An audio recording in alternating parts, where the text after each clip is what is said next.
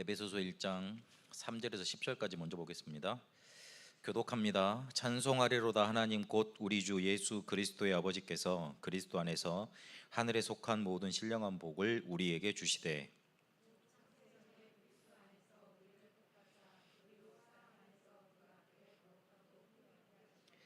그 기쁘신 뜻대로 우리를 예정하사 예수 그리스도로 말미암아 자기의 아들들이 되게 하셨으니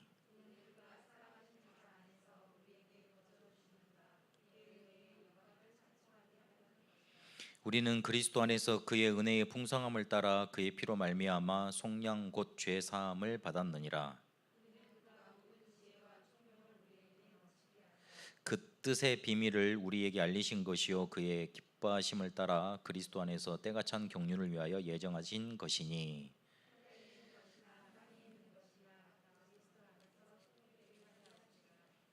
아멘. 15절부터 19절까지 그것도 교독하도록 하겠습니다. 이로 말미암아 주 예수 안에서 너희 믿음과 모든 성도를 향한 사랑을 나도 듣고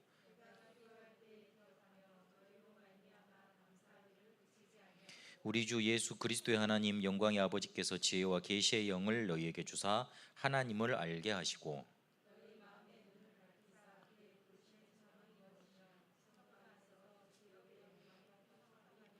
19절은 같이 봅니다. 그의 힘의 위력으로 역사하심을 따라 믿는 우리에게 베푸신 능력의 지극히 크심이 어떠한 것을 너희로 알게 하시기를 구하노라. 아멘. 그리스도가 이런 분이다. 그리스도 안에서 모든 것이 통일이 된다. 그렇게 바울이 고백하고 있습니다. 그래서 그거를 너희들이 하나님이 알려주시는 대로 하나님이 주시는 지혜로 너희가 알게 되기를 원한다. 그래서 그리스도 안에서 풍성해지기를 바란다. 그렇게 말씀하고 있습니다. 오늘은 신앙의 발판 두 번째,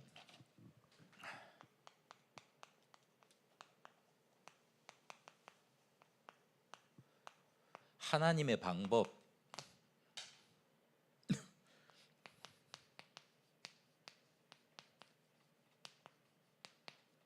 예수 그리스도에 대해서 보도록 하겠습니다.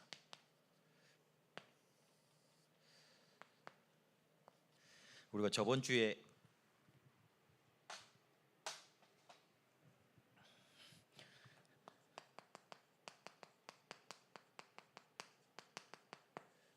하나님의 절대 주권에 대해서 말씀을 확인해 봤습니다.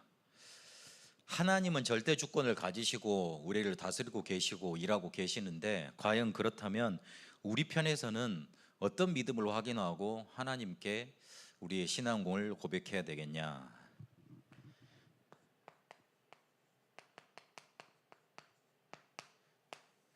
우리는 불신앙 편에 서지 않고 불신앙을 뽑아내 버려야 됩니다. 교회에서 틀린 일을 많이 겪을 수 있습니다. 심지어는 목회자도 그럴 수 있고, 그리고 사람들 간에 그런 문제가 많이 올 수 있습니다. 사람에 대해서 너무 희망을 가지면, 사람에 대해서 너무 이렇게 뭐라 그럴까, 소망을 품으면 그 사람한테 언젠가 한 번은 이렇게 확 배신당하는 그런 것 같은 실망하는 단계가 옵니다. 그래서 메시지를 따라가야지 메신저를 따라가지 마라. 저번에 제가 말씀드렸듯이 어떻게든 여러분이 붙잡고 있는 메시지 흔들려고 그러거든요. 어떻게든 여러분이 메시지 못 듣게 하려고 그러거든요. 어떻게든 그 메시지가 과연 맞나 물음표를 계속 찍게 만들거든요. 이대로 하면 맞는 건가? 그렇게 찍습니다. 그러면 가장 쉬운 방법이 메신저를 흔들어 놓으면 됩니다. 메신저를 흔들어 놓으면 돼요. 그래서 우리 랩런트들한테 가장 충격을 주려면 저를 흔들어 놓으면 될 거 아닙니까? 제가 흔들리거나 그러면 흔들리는 메시지 나오겠죠. 그렇겠죠. 그리고 강단을 흔들어 놓으면, 강단을 번잡하게 만들어 놓으면 성도들 다 죽을 거 아닙니까? 교회는 말씀의 역사가 일어나고 말씀의 능력이 나타나야 되는데 그거 흔들어 놓을 거 아닙니까? 그러면 제일 쉬운 방법이 메신저를 흔들어 놓는 겁니다. 그러면 메시지가 쉽게 말하면 저게 정말 맞나 이렇게 들리게 돼 있습니다. 그때 의심이 품어지게 돼 있습니다. 그래서 사람에 대해서 너무 희망도 가지지 마세요. 저는 저에 대해서 어느 순간부터 희망을 포기하게 되더라고요. 예전에는 제가 교만해가지고 그래 할 수 있어 해보자 그렇게 잘할 수 있겠어 이렇게 생각을 했는데 어느 순간부터 뭐라 그럴까 내 영적인 문제만 많이 보이더라고요. 그래가지고 제 영적인 문제를 여기서 풀어놓으면 이 메시지 한 번도 안 되실 겁니다. 어쨌든 제가 우스갯소리로 그랬지 않습니까? 그래도 어느 정도 완성된 상태에서의 저를 보고 계시다고. 전도사 때 아이고 별난 전도사였습니다. 저 인정하시는 눈빛입니까? 아니면 뭐 그게 눈빛이 별난 전도사였습니다. 그리고 막 되게 자기밖에 모르고 그래가지고 와 이렇게 막 그런 문제도 많았습니다. 그래서 어느 순간 사람을 이렇게 신뢰하게 되고 그러면 어느 순간 쉽게 말하면 그것 때문에 날아가는 날이 옵니다. 그래서 딱 복음만 그리스도만 거기에 쉽게 말하면 반석을 두시고 거기에다가 딱 메시지를 붙잡으세요. 교회에서 옳은 말 하는 것이 과연 불신앙입니까? 이렇게 하는 말을 제가 많이 들어봤습니다. 옳은 말을 해서 저 사람을 고쳐줘야죠. 저건 틀렸잖아요. 저건 저렇게 하면 안 되는 거잖아요. 그런 말을 많이 들었습니다. 그런데 아무리 옳은 말이라도 듣는 사람이 불신앙이 생기고 듣는 사람의 믿음이 자라지 않고 듣는 사람이 쉽게 말하면 실족한다면 그거는 해야 될 말이 아닙니다. 내가 꼭 이걸 드러내야 될 문제가 있고 아니면 좀 숨겨야 될 문제가 있고 그렇습니다. 세상살이도 그렇지 않습니까? 이걸 꼭 해서 쉽게 말하면 고쳐질 게 있고 아니면 내가 품고 가서 이걸 뭔가 이렇게 가야 될 문제도 있고 그렇습니다. 그래서 꼭 옳은 말을 해준다고 그래서 옳은 말을 한다고 해서 쉽게 말하면 정의가 구현이 되고 하나님의 뜻이 구현되는 게 아닙니다. 그리고 대부분은 사람들은 옳은 말 들으면 화를 내지 절대 바꾸려고 마음을 먹지 않습니다. 그래서 복음으로 살려야 된다는 말 저는 좀 마음속에 좀 깊이 담고 있습니다.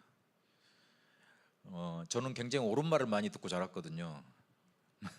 어려서부터 이제 모태신앙이라 교회 다녀야 돼, 착하게 살아야 돼, 열심히 해야 돼, 교회 빠먹지 말아야 돼, 주일 성수해야 돼, 막 이런 말 많이 듣고 살았는데 아니, 그게 틀렸단 말이 아니고요. 그런 말을 많이 듣고 살았어요. 그러니까 딱 틀에 갇힌 삶, 교회 집 학교, 교회 집 학교 이런 식으로 그렇게 살아왔습니다. 그러다 보니까 어느 순간에 보니까 진심 제가 미치겠는 거예요. 진짜 미치고 싶은데 안 미쳐진다는 거 해야 되나? 어쨌든 그렇게 되는 거예요. 그래서 야, 그 옳은 말이 정말로 나를 이렇게 살리지를 못하더라고요. 하나님이 우리한테 다 봐주시는데 쉽게 말하면 딱 한 가지는 안 봐주십니다. 불신앙. 한 가지는 안 봐주십니다. 만약에 오늘 그 이번 주에 우리가 강단에서 봤던 것처럼 마태복음 18장에 보면 실족해 하는 일이 있을 수는 없으나 실족하게 하는 자는 화가 있다 그랬잖아요. 만약 사람을 불신앙하게 만들고 실족하게 만들면 그 사람을 이번에 메시지 자세히 그 제가 성경 보니까 연자목 맷돌을 목에다 매고 바다에 빠뜨리는 거라고 생각을 했는데 그것보다 더 심하게 죽여버리는 거다 그렇게 말씀을 하대요. 왜 그러냐면 복음이 모든 것인데 복음이 모든 것이라고 믿어질 수 있는 그런 거를 딱 없애버리는 거니까 완전 쉽게 말하면 그 사람을 죽이는 거 아닙니까? 실족하게 한다는 거는. 그래서 하나님이 다 봐주시는데 그것만은 안 봐주시는 겁니다. 그래서 조금 교회에서 내가 옳은 말 하고 싶어도 그리고 어디 가서 내가 딱 이거를 바르게 말하고 싶어도 참아야 될 때 있고 그리고 정말 이게 하나님 뜻인가 하나님의 계획인가 살펴야 됩니다. 그리고 솔직히 그 사람이 잘못했다고 그래서 쉽게 말하면 그게 왜 잘못됐는가 한번 따지고 들어가 봐야 돼요. 거의 우리 대부분 이렇게 들리는 대로 아니면 보이는 대로 다 평가를 해버리거든요. 그러니까 그 사람이 잘못했으면 소명의 기회도 주고 그리고 왜 잘못했는가 원인도 한번 따져보고 그 사람 상태의 마음으로 좀 들어가 봐야 되고 그래야 됩니다. 여튼 불신앙은 하나님이 안 봐주시고 꼭 열매 맺기 때문에 하나님 편에서 우리는 하나님의 절대 주권을 인정하고 불신앙을 버려야 된다. 하나님은 하실 수 있다. 하나님은 나를 살리신 것처럼 저 사람을 살릴 수 있다. 하나님이 내게 복음으로 답을 주셨던 것처럼 저 사람에게도 복음으로 답 주셔서 살릴 수 있다. 그렇게 붙잡아야 됩니다. 이 신앙의 발판이 우리 속에 든든하게 갖춰져 있어야 됩니다. 신앙의 발판 10가지는 성경을 10가지 전도자의 관점에서 성경을 10가지 단어로 10가지 주제로 이렇게 요약을 해놓은 겁니다. 우리가 문제를 만날 때 늘 신앙의 발판을 붙잡고 그걸로 해석하고 봐야 돼요. 우리가 부부 이렇게 서로 사랑해서 결혼해서 만나지 않습니까? 그런데 그렇게만 생각하면 늘 싸울 일이 많이 생깁니다. 저 같은 경우에는 결혼해가지고 뭐 갖고 싸웠냐면 엄청난 거 갖고 싸우지 않았습니다. 치약을 나는 밑에서부터 짜야 되는데 우리 집사람은 가운데부터 짜더라고. 그게 일단 늘 쉽게 말하면 이제 한 번 참고 두 번 참고 이제 팍 나온 거죠. 왜 치약을 말이야 짜냐고. 지금 듣고 있는지 모르겠는데 어쨌든 저 일방적인 제 평가입니다. 거국적인 거 가지고 싸우질 않아요. 그렇죠? 국을 왜 이렇게 짜게 하냐면서 막 이렇게 싸우든지 아니면은 좀 치우고 살아라 이러든지 자기는 안 치우면서 그런 걸로 싸웁니다. 그래서 다른 문화권에서 같이 이제 20년 넘게 살다가 만났기 때문에 싸울 수밖에 없습니다. 하나님이 저 사람을 나한테 붙여줬다, 이 절대 주권의 관점에서 사람을 봐야 됩니다. 거의 대부분 그거는 쉽게 말하면 생각을 안 하고 시집 장가를 가요. 그러니 마음에 안 들면 대판 싸우다가 열받으면 그래 헤어지자, 도장 찍자 좀 요즘은 좋다 그래가지고 요즘 왜 우리 그 젊은 세대들이 주례 없는 결혼식 하는 줄 압니까?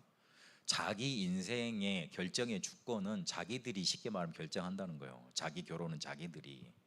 이게 어마어마한 사상의 흐름인 겁니다. 예전에는 아무리 결혼식을 해도 주례사를 하고 주례 선생님이 있었습니다. 그 말은 무슨 말인 줄 압니까? 내가 이 가정을 만든 게 하늘에서 허락했고, 그리고 우리 가문이 허락을 했고, 이 사회가 허락했고, 우리 사회 구성원들이 허락을 해줬다. 그런 권위로 내가 지금 가정을 이루게 됐다는 거예요. 지금은 안 그러잖아요. 약식 결혼식 그렇게 하면서 줄여서 없고 그냥 자기들이 나와가지고 서약서 읽고 그러잖아요. 우리 인생의 주체는 우리야. 심하게 창세기 3장으로 가고 있는 거예요. 그래서 우리 여자 랩런트들 있는데 남자들 만날 때 조심할 정도가 아니라 언약을 잡아야 돼. 아멘을 안 하는 거 보니까 근데 관심이 없구나. 별로 관심이 없구나. 뭐 좋다 뭐 그렇게. 그래서 부부 사이에도 결혼 생활에도 아니면 직장에서도 그거에서도 하나님의 절대 주권을 붙잡고 저 사람을 나한테 붙여주셨다. 그리고 내가 필요해서 저 사람에게 나를 보내셨다. 이렇게 받아들이고 이렇게 믿어야 됩니다. 그러면 거기서 뭐가 나오느냐? 언약이 나옵니다. 그러면 거기서 우리에게 자꾸만 믿음이 생기는 겁니다. 대부분요 하나님의 절대 주권 그러면서 면피용으로만 그거를 이렇게 쓰지 실제로 그렇게 언약을 잡지 않아요. 그러니까 자꾸만 불신앙이 열매를 맺죠. 그래서 그거는 조금 생각을 하시고 적용을 계속해 나가셔야 된다. 오늘 하나님의 방법 예수 그리스도라고 그랬는데 우리에게 쉽게 말하면 방법이 없습니다. 길이 없어요. 행복하고 싶은데 우리의 문제를 해결하고 싶은데 우리는 안 됩니다. 그것도 절대 불가능입니다. 절대로 불가능하기 때문에 하나님께서 예수 그리스도를 우리에게 길로 쉽게 말하면 방법으로 그것 안에서 모든 것이 통일될 수 있는 응답의 방향으로 주신 겁니다. 그것도 하나님이 우리가 절대 불가능 속에 있기 때문에 쉽게 말하면 은혜를 주셨어요. 이게 믿어질 수 있는 은혜를 주셨다고요. 암 환자들이 예수님을 잘 영접할 수 있을 것 같은데, 아니면 그 조그만 아이들이 예수 그리스도를 영접 잘할 수 있을 것 같은데 그렇지 않습니다. 끝까지 안 하는 애들이 있더라고요. 그리고 굉장히 영적인 문제 속에 사로잡히면 복음을 붙잡을 것 같은데 오히려 더 확 눌려 있기 때문에 더 못 알아듣습니다.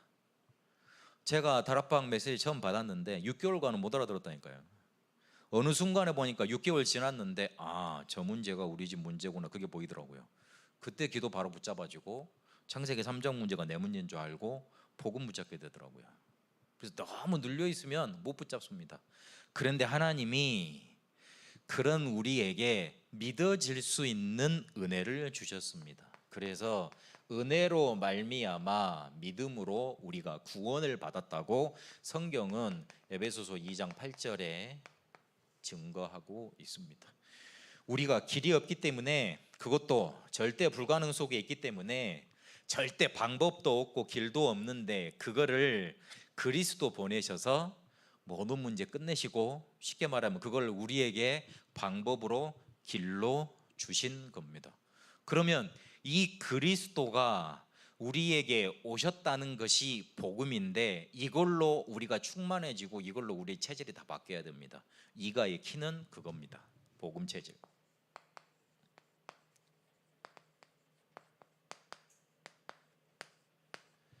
우리가 어떻게 하나님의 절대 주권을 붙잡고, 쉽게 말하면 우리 편에서 하나님께 우리의 믿음을 고백하겠냐?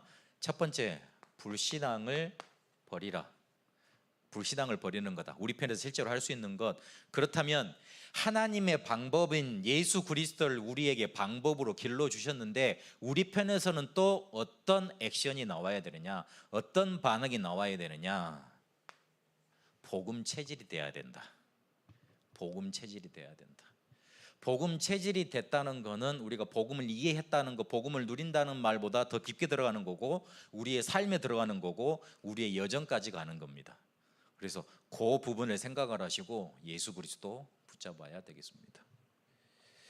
신앙의 발판 10가지는 우리가 많이 들어봤습니다. 그리고 또 가서 전달할 겁니다. 그런데 실제로 우리에게 이것이 누려지고 있느냐는 또 확인해 봐야 됩니다. 그래서 이 메시지를 10주간 동안 계속 하겠습니다. 그러고 난 다음에는 사명자 가이드를 하도록 하겠습니다. 제가 원래 전도훈련 1단계, 2단계로 갈까 생각을 하다가 다락방이 좀 열려지면 하자고 제가 좀 머뭇거렸는데, 그래서 이제 신앙의 발판, 원래 신앙의 발판은 그냥 일반 성도들에게 하는 메시지가 아니었고, 유 목사님이 그러셨어요. 내가 제자가 나오면 이 사람이 완전히 성경의 뿌리를 내리도록 성경을 전도자의 관점으로 10가지 주제로 10가지 단어로 쉽게 말하면 요약을 해서 전달을 했다. 항상 머리에 들고 다니고 항상 가슴속에 품고 다닐 수 있도록 그랬거든요. 그래서 여기 나오시는 분들이 제자들이니까 그 메시지를 한번 하고 가야 되겠다 생각을 했는데, 오늘 임마누엘 교회가 성전 건축을 앞두고 전교인 캠프를 하더라고요. 시작을 하면서. 그런데 장성도 목사님이 쉽게 말하면 인도를 하시더라고요. 제가 다른 강사들 메시지는 잘 안 들리거든요. 못 듣겠어요. 못 듣겠는데 장성도 목사님 메시지는 맞다, 그게 확인이 돼서 이제 계속 이제 체크를 하거든요. 저 어떻게 흐름을 가고 있는가. 그 유 목사님 메시지를 가장 쉽게 말하면 그 강사들 중에서는 잘 전달한다고 저는 이제 확인이 돼서, 그것도 이렇게 쉽게 말하면 자기 것으로 너무 편집 안 하고 자의 주장하지 않고 현장에서 적용하고 있다고 판단이 돼서 이제 그 메시지를 듣고 있는데, 사명자 가이드 가지고 그렇게 하시더라고요. 근데 그 앞에다가 주제를 뭐라 붙이셨냐면 70 다락방 70 현장 세팅, 그러면서 이렇게 끌어가시더라고요. 그렇지, 우리 교회도 저게 필요할지 모르겠다. 저 다락방을 짓게, 제가 저번 주에 말씀드렸잖아요. 다락방을 막 깔아갈 수 있도록 그 세팅하는데 그 필요한 메시지가 사명자 가일지도 모르겠다. 현장 복음 메시지가 터지고 그렇게 활발하게 될 때 사명자들을 한꺼번에 이렇게 쉽게 말하면 팀 사역자로 확 끌어당기기 위해서 유 목사님이 주셨던 메시지거든요. 그래서 그거 우리에게 필요할지 모르겠다. 그래서 뒤에는 이 끝나고 나면은 사명자 가이드를 그렇게 한과 한가씩 이렇게 보도록 하겠습니다.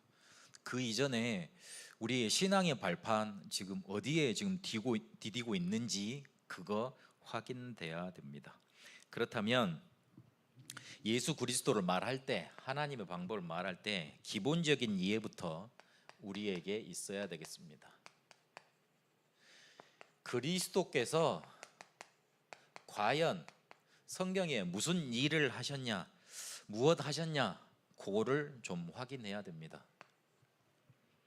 창세기 1장 1절에 2절까지 보니까 흑암 혼돈 공허 중에 성삼위 하나님께서 뭘 하셨냐면 1장 3절에 빛을 비추셨습니다. 거기에 그리스도께서 함께 하셨습니다. 그리고 인간을 그분의 형상대로 만드셨습니다. 우리의 창조주가 바로 그리스도이십니다.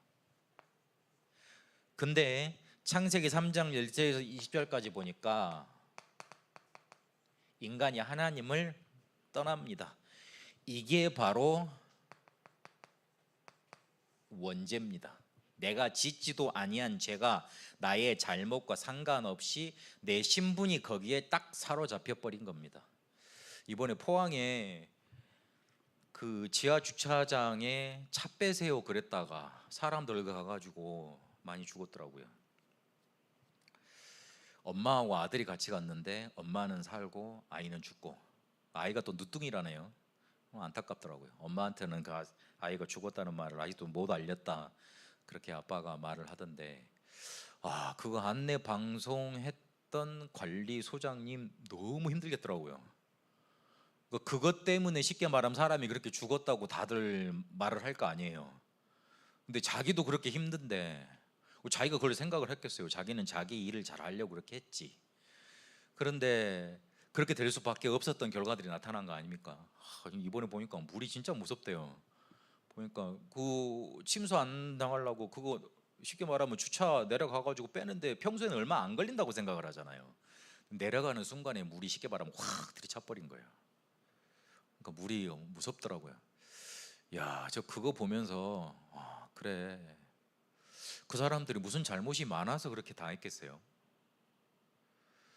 우리가 이렇게 막 사고를 당하고 문제를 당하고 어려움을 당하고 우리는 이렇게 쉽게 말하면 의도를 했는데 그 의도대로 잘 안 되는 경우가 많잖아요.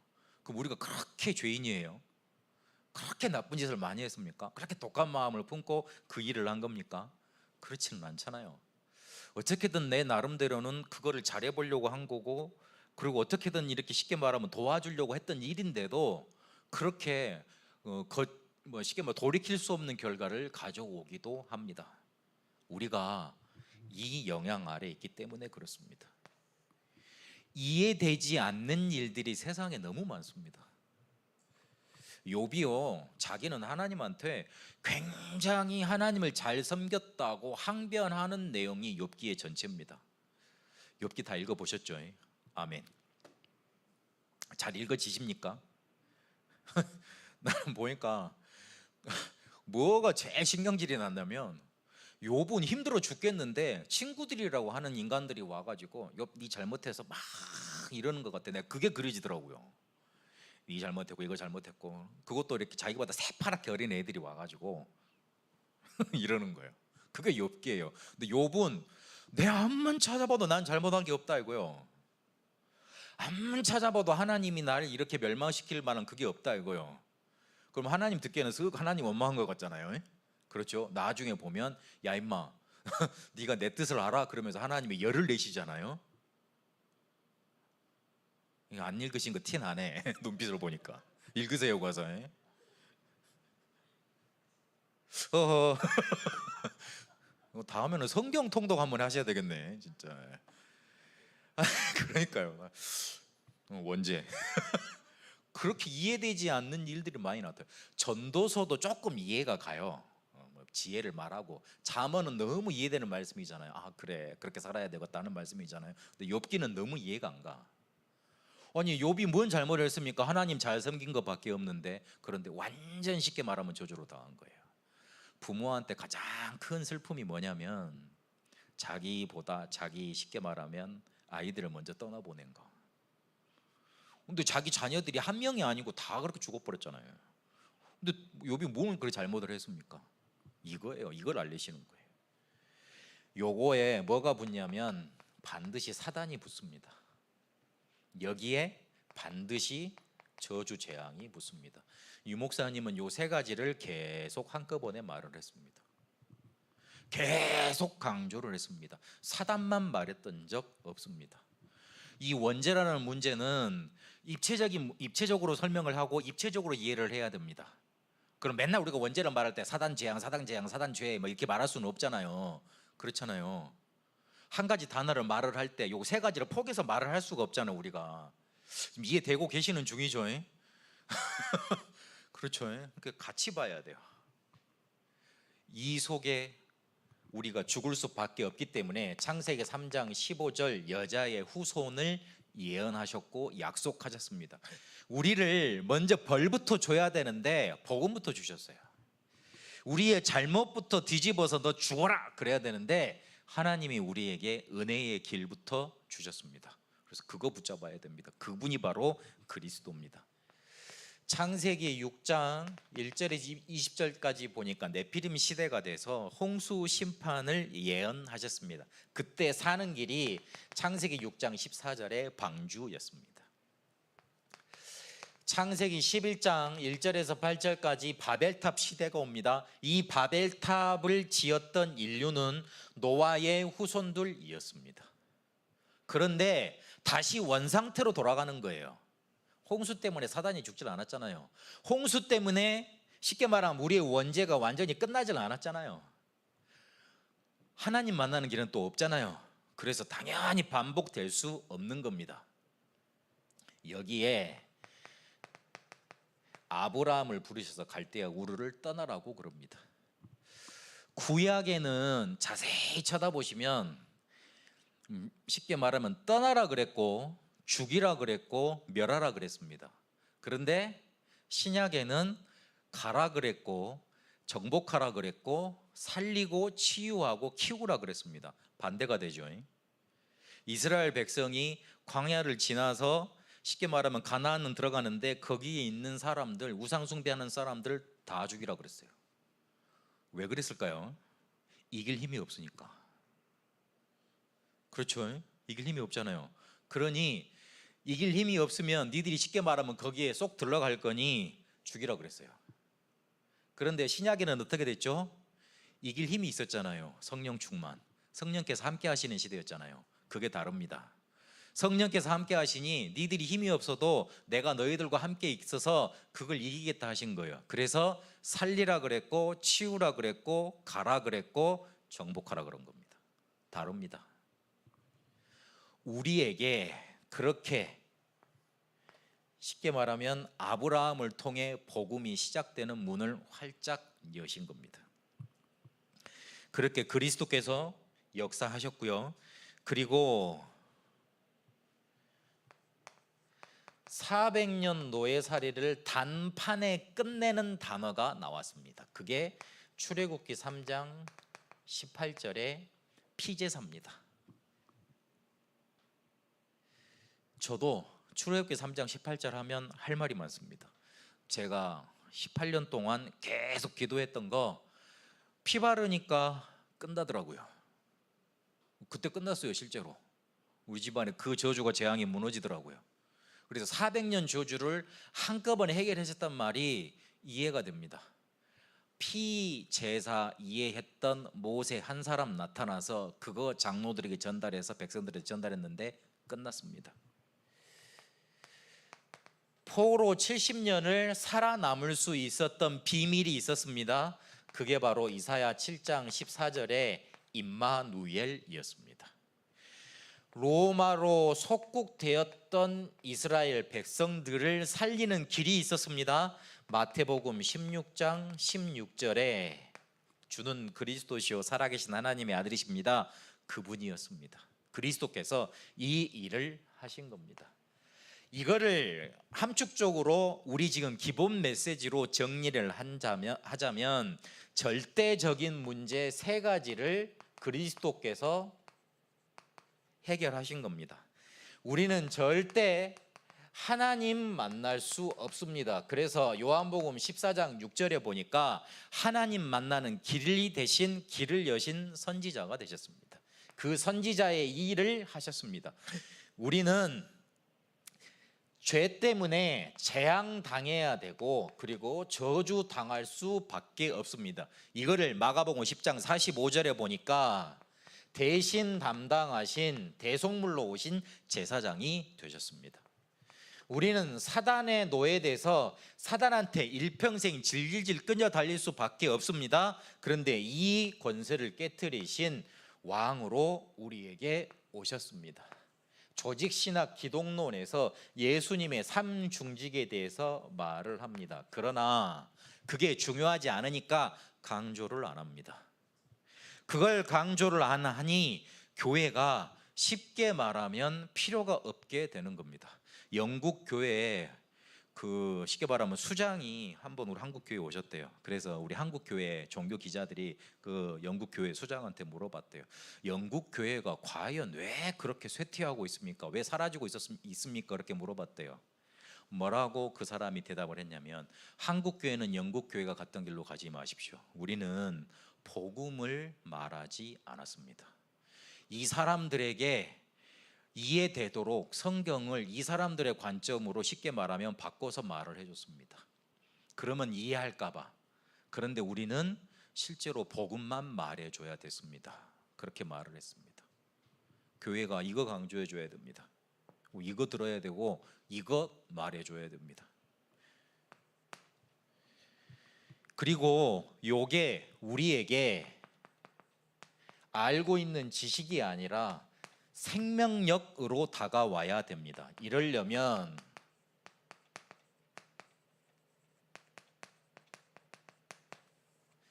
우리와 생명적 관계로 이게 누려져야 됩니다. 이 말을 한번 풀어보면요, 하나님이 불신자였고 우상 숭배 속에 살았던 우리의 가정 속에서 우리를 구원하셔서 하나님의 자녀 만드셨습니다. 구원하신 것도 감사한데 우리에게 완벽한 하나님 자녀의 축복인 7가지 신분 권세를 축복으로 주셨습니다. 그런데 거기에서 멈추지 않고 우리를 교회로 부르셔서 쉽게 말하면 응답의 여정을 계속 같은 신앙의 동지들과 함께 가게 만드시는 겁니다. 그리고 주의 종들을 통해서 강단을 축복하시고 말씀을 우리에게 주십니다. 이 축복으로 계속 우리를 인도하시는 겁니다. 쉬운 말로 하면 내 것 돼야 돼요. 그리스도께서 하신 일이 내 것 돼야 돼요. 그리스도께서 모든 문제 끝냈다 그랬는데 우리를 여기에서 건지시고 끝내신 거예요. 그러면 요 그리스도를 어떻게 누리겠나? 그게 문제입니다. 요거를 어떻게 누려야 되겠냐? 첫 번째, 성경 66권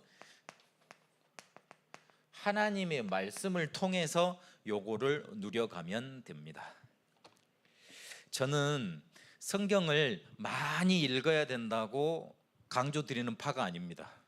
유 목사님처럼 일주일에 강단에서 쏟아지는 성경 본문 그거 일주일 동안 붙잡고 살아도 된다, 그렇게 말씀드리고 싶습니다. 근데 그거 하나하나 쳐다보면 우리에게 하나하나 쌓입니다. 그러면 그 말씀이 우리를 어느 순간에 보면 풍성하게 만들어 놓습니다. 대부분 안 해요. 안 쳐다봐요. 안 읽어요. 쉽게 말하면 그거를 내 거로 만드는 시간이 없어요. 그러니 쉽게 말하면 자꾸만 머릿속에서 이렇게, 머리도 아니지, 그냥 노트 속에서만 왔다 갔다 하는 거예요. 복음이. 그러니까 노트가 복음은 다 잡고 있는 거죠. 우스갯소리로 맨날 우리 그랬지 않습니까? 노트가 복음은 다 잡고 노트가 복음은 노트가 세계 복음 하고 있다고 그러는 겁니다. 그래서 조금만 말씀을 묵상하는 시간을 가지라. 그 뇌과학에서 그렇게 말을 한대요. 우리 뇌는 눈으로 본 거는 우리가 경험한 거로 쉽게 말하면 인지를 한답니다. 근데 눈으로 보는 게 뭡니까? 사람을 만나거나 경험하거나 그거 있죠. 그런데 그에 못지않게 눈으로 보는 게 뭐죠? 책으로 보는 겁니다. 그러면 책으로 보잖아요. 그러면 그 책을 통해서 다른 사람의 인생을 읽지 않습니까? 그러면 내가 그 사람의 인생을 경험한 것처럼 뇌는 인식을 한답니다. 다 이해하신 줄로 알고 성경을 그렇게 읽으세요. 자꾸만 그렇게 읽다 보면 내 뇌에 각인이 됩니다. 들어옵니다. 이왕 책도 많이 읽으시잖아요. 1년에 한 100권 정도 읽으시는 걸로 알고 책도 읽는데 왜 그걸 성경을 안 보겠습니까? 성경은 이렇게 너무 달콤하고 잘 듣고 네. 하여튼 성경 66권 안에서 말씀을 통해서 찾아내시라. 특히 강단에서 나오는 메시지 성경 본문만 계속 읽어가도 된다. 그 안에 충분하다. 다 들어있다. 그리고 두 번째, 기도 비밀 가지고 누리면 제일 정확하게 갑니다. 그리스도 그 목사님 그 초창기 때 7가지 신분 권세 가지고 그거 기도 제목 삼으셨다 그랬잖아요. 그게 제일 좋은 기도예요. 그리스도 안에 있는 축복을 7가지로 정리를 한 겁니다. 그게 바로 신분 권세 7가지입니다. 여기에다가 여러분이 가장 문제라고 생각하는 거 그거에다가 실제로 예수 그리스도 이름으로 선포하고 결박하는 기도하세요. 2가지면 충분해요. 그 2가지만 하면 돼요. 다른 기도 제목 필요 없어요. 풀어달라고도 기도하지 마세요. 해결해 달라고도 기도하지 마세요. 그냥 하나님이 내게 그리스도 안에서 주신 신분 권세 그게 성취되게 하옵소서. 그렇게 기도하세요.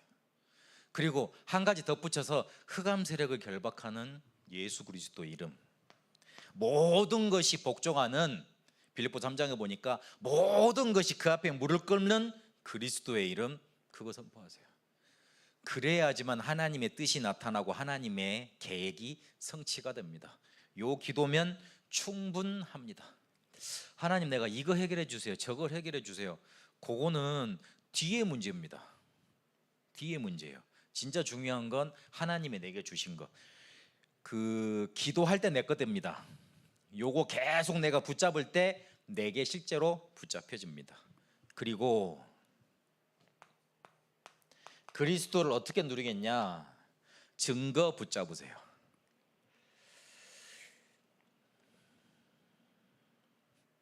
현장에 가시거든 그리스도가 필요한 이유를 하나 둘씩 찾아내세요.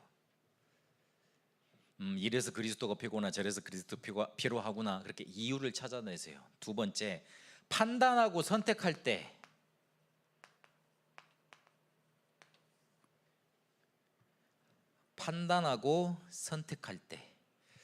혹시나 그리스도보다 다른 게 더 좋아 보이고 거기로 가고 싶거든요. 그때 속지 마세요.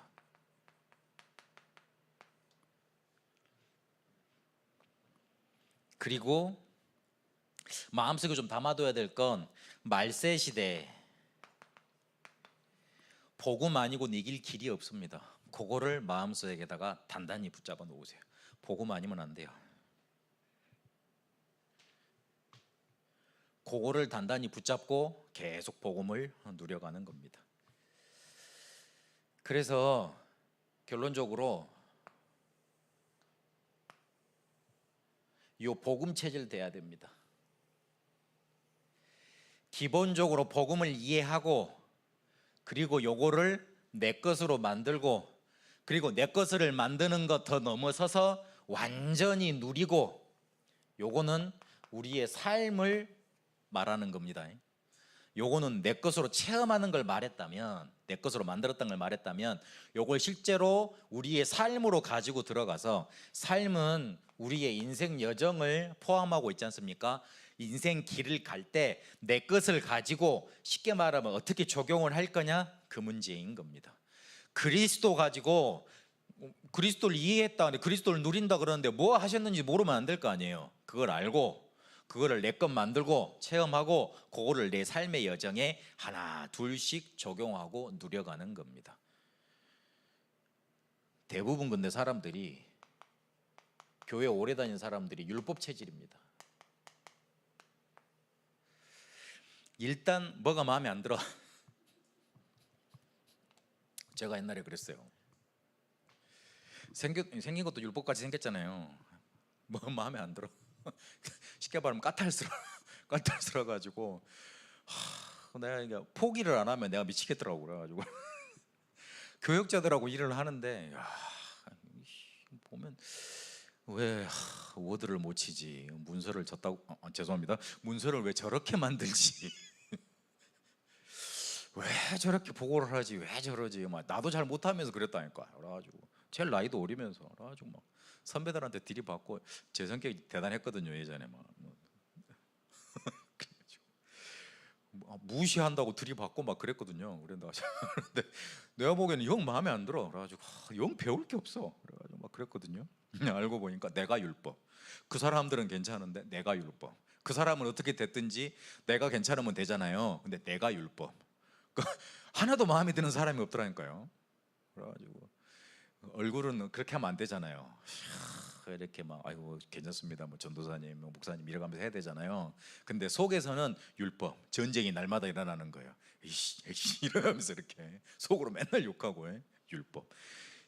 쉽게 말하면 요게 실제로 이해가 안 된 거예요. 복음이라는 게 이해가 안 되는 거예요. 복음 진짜로 이해하면 우리의 마음속에서 뭐가 나타납니까? 정말 불쌍히 보이고 국률의 마음이 나타납니다. 예수님이 단 한 번도 쉽게 말하면 그 자기한테 오는 사람들을 내치신 적이 없습니다. 그리고 그 순간순간마다 치유해 주실 때 국률이 여기셨다, 불쌍히 여기셨단 말이 꼭 앞에 달립니다. 눈물을 흘리셨습니다. 불쌍히 보이는 게 맞잖아요. 저 사람이 쉽게 말하면 기본적인 것도 할 수 없을 만큼 마음이 무너져 있구나, 삶이 무너져 있는 사람이구나. 그러면 내가 도와줘야 되겠구나, 내가 힘 얻어야 되겠구나. 그게 복음을 정말로 이해하고 내가 깨닫고 누리는 사람의 마음 아니겠습니까? 나중에 보니까 내가 너무 그 형님들한테 미안하더라고. 그래가지고 내가 찾아가서 미안하다 그랬다니까. 형 죄송합니다, 제가 너무 교만했죠. 그러니까 이 형님들이 어휴 미친놈 또 왔네 이렇게 또 쳐다보더라고. 그래가지고 별나죠 저도. 이렇게 사람하고 싸우면 이렇게 가만히 있고 막 그래야 되잖아요. 나는 꼭 찾아가서 또 미안하다 그런다. 속도 없이. 그래가지고 아유 미친놈, 그래 알았다 그래. 그 뒤에는 괜찮다 그러더라고요. 하여튼 그랬습니다. 별종이죠. 그리고 두 번째, 이 복음 체질이 안 되면 전도하고 싶은데 전도가 안 돼요. 전도가 실패가 됩니다. 내가 쉽게 말하면 축복으로 넘쳐나 있지 않기 때문에 남들 보기에 전혀, 우리 목사님 계속 강조하시는 것처럼 흠모할 만한 게 안 생겨요. 증거가 안 나타나요. 내 게 아닌데 쉽게 말하면 복음이 내 거 아닌데 빌려오는 건데, 날마다 어려우면 누구 찾아가야 되는데, 날마다 힘들면 상담받으러 가야 되는데, 날마다 어려우면 어디 가서 뭔가 이렇게 특별한 사람을 만나서 해결받아야 되는데 내 게 아닌 거예요. 그러니 전도가 안 될 수밖에 없죠. 내 거 아닌 거 가지고 조금 처음 할 때는 조금 맥힙니다. 그런데 늘 쉽게 말하면 이걸 가지고 해야 되잖아요. 힘들어요. 안 되게 돼 있어요. 그래서 내 것 만들어야 된다. 그래서 완전 복음 체질, 요걸로 가게 되시길 바랍니다. 그러려면 그 복음 체질을 만드는 방법은 우리의 인생과 삶을 통해서 말씀을 확인하시라. 그리고 그거 가지고 조금만 기도하시라. 문제를 가지고 기도하지 말고, 상황을 해결하기 위해서 기도하지 말고, 내 감정 해소를 위해서 기도하지 말고, 하나님이 내게 주신 것, 그리스도 안에서 주신 신분과 권세, 그걸로 기도하는 것, 그거면 충분해요. 그걸로 기도를 하시라. 그러면 기도를 제일 잘하는 거다. 달변을 하면 하나님이 잘 들으실까요? 달변. 내가 보기에는 제일 아름다운 이렇게 언어가, 보니까 제일 아름다운 언어가 중국말이 조금 이렇게 잘하면 아름답게 들리더라고요. 중국 다 싫어하잖아요, 우리. 근데 뭔가 이렇게 그 중국 영화 보면 그 한시 이런 거 읽을 때 있죠. 아름답게 들립니다. 운율이 있어요. 이게 사성이잖아요. 우리는 그냥 그랬습니다 이걸로 끝나잖아요. 그다음에 일본 말도 아리가또 이렇게 끝나잖아요. 근데 중국말은 이리 운율이 있어요. 그러면 하나님이 듣기 좋으시려면 중국말로 우리가 배워서 그렇게 해야 되는데, 운율 있는 언어로 이렇게 해야 되는데, 달변 가면 교수들이나 이렇게 선생님들이나 그런 사람들 말 잘하니까, 웅변가 이렇게 잘하니까 그런 사람들 기도만 들어줘야 되는데, 아니에요. 막히든지 안 막히든지, 내 언어가 짧든지 좀 지식이 짧든지, 하나님이 내게 주신 것 그거 가지고 기도해야 됩니다. 그러면 됩니다. 그리고 조금만 속지만 않으면 돼요. 조금만 복음 붙잡으면 돼요. 혹시나 잘못될 일이 있으면 가서 잘못했다고 솔직히 인정하고 인도 받으시면 되고, 그리고 쉽게 말하면 속을 그런 환경들 늘 우리에게 다가오거든요. 거기에서 하나님이 원하시는 건 뭘까? 조금만 붙잡으면 됩니다. 절대 할 수 없는 우리이기 때문에, 그런 사람이 바로 나이기 때문에 우리에게 예수 그리스도라는 하나님의 방법을 주셨습니다. 이게 다른 사람한테 주신 게 아니고 내게 온 하나님의 은혜입니다. 그래서 그것을 우리의 신앙 발판으로 붙잡고 복음 체질을 만들어가는 겁니다. 그 축복이 우리 모든 소망 있는 교회 사명자들에게 임하게 되시길 바랍니다. 살아계신 하나님 감사합니다. 우리가 구원을 받아놓고도 그리스도를 알고도 놓칠 때가 많았습니다. 하나님, 우리의 체질을 뛰어넘어 복음 체질 되도록 이끌어 주옵소서.